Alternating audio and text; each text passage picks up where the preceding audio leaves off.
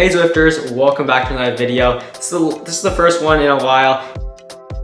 And today I'm going to be talking about the latest game release, and that's Zwift version 1.53. And this is a pretty minor release, including one big change, but a lot of small bug fixes that really just are there to make the experience better.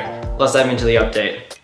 So first off, the update should not take that long to download. It should only take probably 30 seconds to a minute, depending on your device. But if it is taking more than like 10 minutes or so, there's likely something wrong with your network connection, or your hardware might be a bit outdated. Alright, so the first note to go over is that now, since Tour of Autopia is over, the southern coast of Autopia is no longer available to all Zwifters. Now you need to be level 10 or higher, which should not be too hard for most riders to achieve, especially if you did participate in the Tour of Autopia, because that did help you rack up a lot of XP.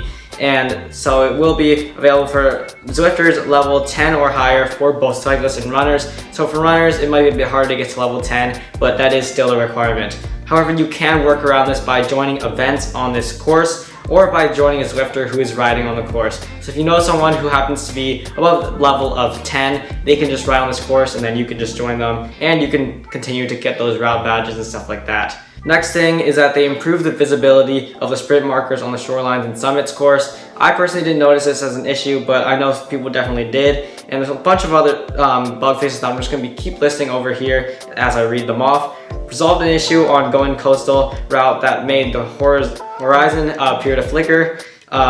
Performance improvements to Watopia's southern coast to provide a better cycling and running experience. Now this one's actually a bit notable because a lot of Zwifters did note that Watopia's performance on most devices really tanked after that game release, bringing the frames per second down quite a bit. So this should help with that a little bit. It's not quite the levels that it used to be, but that is because the southern coast does have lots of details, similar to how McCurry Islands and Scotland do have a lot of elements in them, and that really slows game machines down.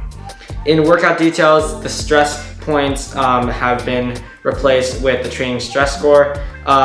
TSS is actually a registered trademark of Training Peaks. There have been a few small improvements to the getting started tutorial design, and that was something that was actually introduced last release, and that guided you things such as joining a group ride, buying your first bike in the garage, selecting your first workout, and little things like that. And that all led up to unlocking a little cycling kit that you could get, and that's a nice way to unlock a new piece of swag as a new Zwifter.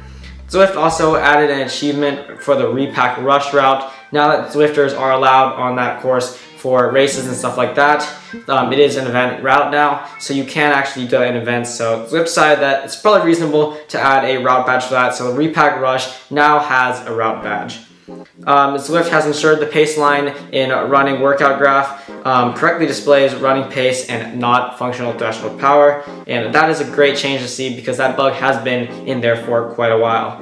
Zwift also ensured that workouts appear in the correct order in training plans, and that's something that's actually really important because you don't want to be doing Friday's workout on Monday or vice versa. And that is literally it for this update. It wasn't very exciting, I'm sorry, but maybe next time we'll have a bit more of an exciting game release for you all. And please comment down below what feature you would like Zwift to add next. And I'd love to hear what everyone's looking forward to in the roadmap. And even if it's not something that Zwift has officially announced yet, I'd still love to hear your thoughts. If you're enjoying this video, please hit that like, subscribe button. It really helps support the channel. And with that, thank you for watching and ride on. See you all next time.